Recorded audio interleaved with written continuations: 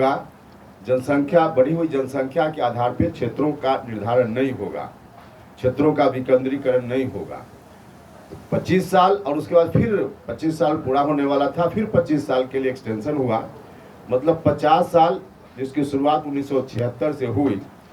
अब तक बढ़ी हुई आबादी के हिसाब से जो संविधान में हमारा अधिकार है, उस अधिकार का उल्लंघन करते हुए क्षेत्रों की संख्या नहीं बढ़ाई गई, क्षेत्रों का विकेंद्रीकरण नहीं हुआ। तो जो संवैधानिक अधिकार हमारा था उसको 1976 में संशोधन संविधान में करके फ्रीज कर दिया गया। तत्कालीन सरकार ने अनडेमोक्रेटिक स्टेप्स लिए, बहुत सारे स्टेप्स आपातकाल के दौरान प्रजातंत्र के खिलाफ लिया गया था, लेकिन यह एक ऐसा स्टेप था जो आज भी बरकरार है और इसके रहते हुए बहुत नुकसान हो रहा है बिहार का और भी कुछ राज्यों का। बढ़ी हुई संख्या के आधार पर क्षेत्रों का निर्धारण हमारा संवैधानिक अधिकार है और उस हिसाब से यदि संख्या 2011 में अंतिम बार जनगणना हुई है, उसी के आधार पर अगर क्षेत्रों की संख्या का निर्धारण हो तो लोकसभा में जहां अभी हमारे 40 एमपी बिहार से चुनकर जाते हैं, उनकी संख्या 60 से भी ज़्यादा हो जाएगी। और उसी तरह से विधानसभा में 243 लोग, उनकी संख्या भी काफ़ी बढ़ जाएगी। उनकी संख्या बढ़ेगी तो जो शेड्यूल्ड कास्ट के लिए रिजर्वेशन है, जहां शेड्यूल्ड ट्राइब्स के लिए रिजर्वेशन है, उनकी संख्या भी बढ़ेगी। मतलब संख्या नहीं बढ़ाई जा रही है, डिलिमिटेशन नहीं हो रहा है, तो इसका नुकसान सामान्य वर्ग के लोगों को है, बिहार की जनता को है और अनुसूचित जाति अनुसूचित जनजाति को भी है। उनकी संख्या भी, उनका प्रतिनिधित्व भी नहीं हो पा रहा है जितना संविधान के हिसाब से होना चाहिए, चाहे पार्लियामेंट हो या विधानसभा हो। अब इस कारण से कितना बड़ा नुकसान हो रहा है जिसकी कल्पना नहीं की जा सकती है। देश के कई राज्य हैं जहां लगभग 10 लाख लोग मिलकर, एवरेज 10 लाख लोग ही मिलकर एक एमपी चुनते हैं, और बिहार सहित कई ऐसे राज्य हैं जहां लगभग 30 लाख लोग मतलब मतदाताओं से मेरा मतलब है, 30 लाख मतदाता मिलकर एक एमपी चुनते हैं। भारत के संविधान की मूल भावना का यह उल्लंघन है। भारत का संविधान भारत के हर नागरिक को एक वोट का अधिकार देता है, एक व्यक्ति एक वोट, और उसके वोट का मूल्य बराबर। अब जो व्यवस्था अभी चल रही है, उस व्यवस्था के तहत सबका मूल्य बराबर नहीं हो रहा है। कहीं 10 लाख लोग मिलकर एक प्रतिनिधि भेज दे रहे हैं पार्लियामेंट में, और कहीं 30 लाख लोग मिलकर एक प्रतिनिधि भेजते हैं। तो इससे विकास पर भी बहुत असर हो रहा है। जो अनुसूचित जाति जनजाति, इनके रिप्रेजेंटेशन पर असर हो रहा है, इनका हक मारा जा रहा है। सामान्य वर्ग के लोगों का भी बहुत ही नुकसान हो रहा है। तो हमारी पार्टी ने वहाँ चर्चा की और चर्चा के उपरांत हमने तय किया है कि आपातकाल के इस काला धब्बा को समाप्त करने के लिए हमारी पार्टी किसी सीमा तक जाएगी। हर तरह से हम संघर्ष करेंगे और शुरुआत में हम चाहते हैं, क्योंकि यह विषय ऐसा है जिस विषय के बारे में बहुत लोग जानते नहीं हैं, क्योंकि 50 साल पहले तक हुआ, 1971 तक, 76 में बंद हो गया, तो 50 साल के बीच कभी चर्चा नहीं हुई।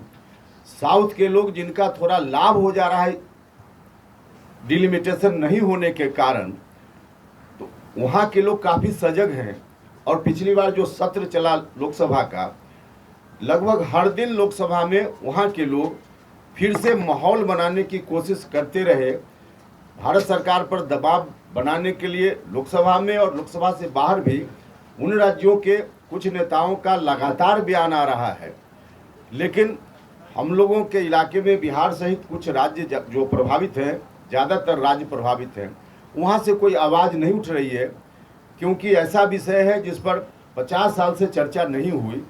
तो सामान्य तौर पे आम लोगों को जानकारी भी नहीं है कि क्या है।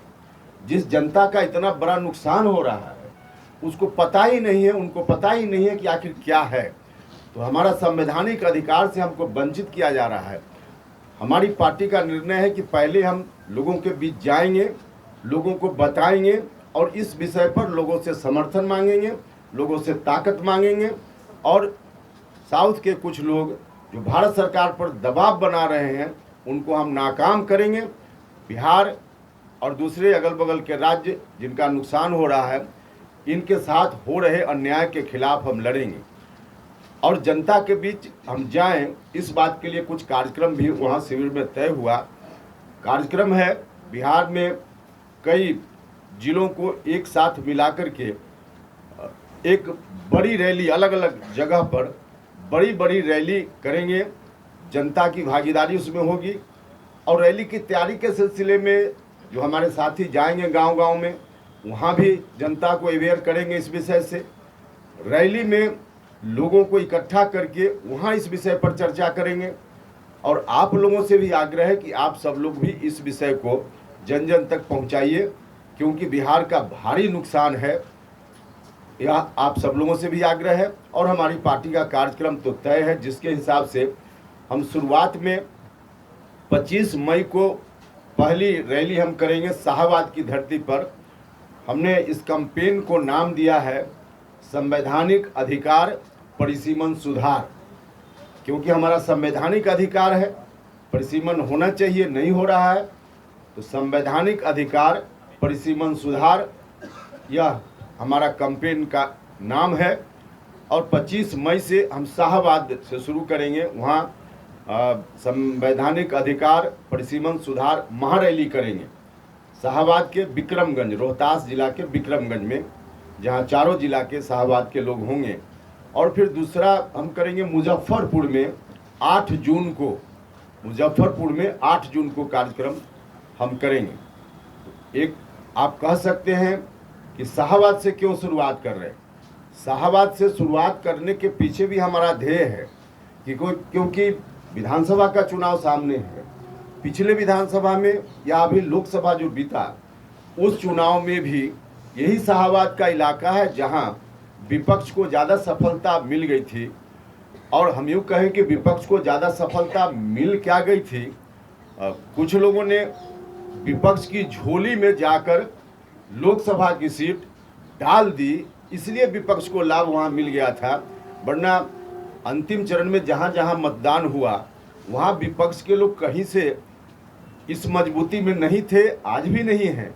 लेकिन कुछ लोग जो एनडीए के अंदर ही उन लोगों ने प्रधानमंत्री जी की बातों का उल्लंघन किया, माननीय गृह मंत्री जी की बातों का उल्लंघन किया, भारतीय जनता पार्टी के राष्ट्रीय अध्यक्ष की बातों का, माननीय मुख्यमंत्री जी की बातों का उल्लंघन किया।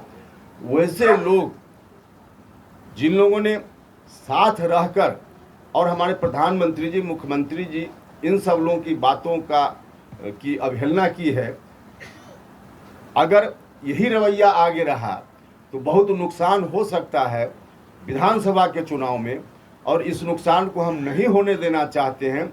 इसलिए अभी से हम सब लोगों को सचेत करना चाहते हैं, एनडीए गठबंधन के सभी दलों को, कि कुछ लोग अब अंदर में ही अपने पैर में खुद ही कुल्हाड़ी मारने के लिए, जैसा कि लोगों ने किया और विपक्ष को मौका दे दिया। वरना विपक्ष कहीं से उस स्थिति में था ही नहीं, आज भी नहीं है। तो फिर लोग कुछ उस तरह की बात करके मौका न दे दें, इसलिए हमारी कोशिश है कि वैसी स्थिति नहीं आए। तो हम शाहबाद को हमने पहले इस कार्यक्रम के लिए चुना है। इसके पीछे भी यही मकसद है कि उन इलाकों में, शाहबाद में और मगध के इलाके में, हम इस बार फिर से लोकसभा चुनाव की तरह विपक्ष की झोली में नहीं जाने दे चीज़ों को, उसकी पुनरावृत्ति नहीं हो, इसलिए हम उसको चुनने का काम किया है। तो मुख्य रूप से यही बात थी। आप सवाल कीजिए।